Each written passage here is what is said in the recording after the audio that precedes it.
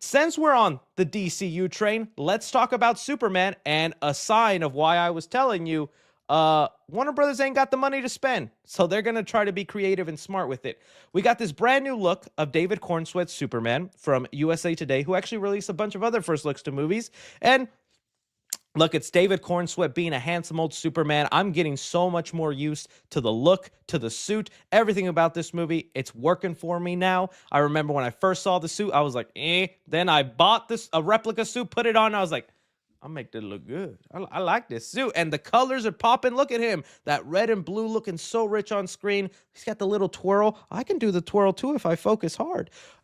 It's great and all. But along with this, we got the announcement that some of us have been wondering, is there going to be a Superman Super Bowl ad come this Super Bowl time? It's in a couple of weeks. It's a big time for a lot of movie trailers, and you want to inform the general public of this movie. We get in a Super Bowl ad, but not at the Super Bowl. Okay, it got confirmed instead that we will be getting a new look at James Gunn's Superman movie at the Puppy Bowl on February 9th. Now, if you're not familiar, the Super Bowl is obviously one of the most viewed times in American television in the year, and that's why there's people spend millions of dollars on just 30 seconds because a lot of eyeballs are watching. Well, there's sometimes other programs. People don't like sports. People don't watch that, so they hold what's called the Puppy Bowl, where I think it's on Discovery, and that also now makes sense with David Zaslav, merging. Oh my goodness, the puzzle pieces are coming together. I didn't even put that together. And they have something called the Puppy Bowl, where they just have puppies basically having fun tuning in. I never tune in. If anything, I tuned into that SpongeBob one because even Nickelodeon now has their own version of this SpongeBob Super Bowl.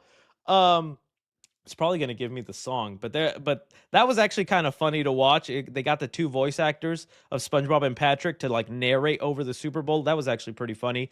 But instead, this is where we're going to get our first look. Okay, let's talk about this, whether this is a smart move, whether it's a good strategy, what we thinking. First of all, kind of peak. If we're talking marketing-wise, I think this is kind of cool because now this obviously means we're probably going to get some sort of clip or little thing involving Krypto. He was one of the funnest and nice surprises of that Superman trailer. He was a big part of it with Superman on the ground going, home. Take me home. Oh, great stuff. Still trying to train my dog to do that to me. Boy's leaving me for dead. And we've seen in set photos that there Superman. Let me see if I can find it. Krypto and Mr. Terrific be having an adventure. Terrific. Let's see if we even find it. There's like a scene here where it looks like Mr. Terrific is tasked with trying to get Krypto to go out, and he lasers his foot, or he jumps in the air, and Mr. Terrific is looking up at him. Maybe that scene will be released since we know there's tons of set photos of this now floating around. So it would only make sense at the Puppy Bowl they release a clip involving Krypto because he's become a big part of the marketing, and that'll be fun and sweet. And so, yeah, I think that it makes sense. It's nice. There's good company synergy, discovery, all that kind of stuff. But it was also the only thing they had to do, because I don't think they wanted to spend the millions of dollars on a 30-second spot, although I was curious if they were going to do it. Not that they don't have faith in James Gunn's Superman movie, not that they think be a bad movie or it'll be a waste of time. I just think that maybe they're being smarter about where they spend their marketing money.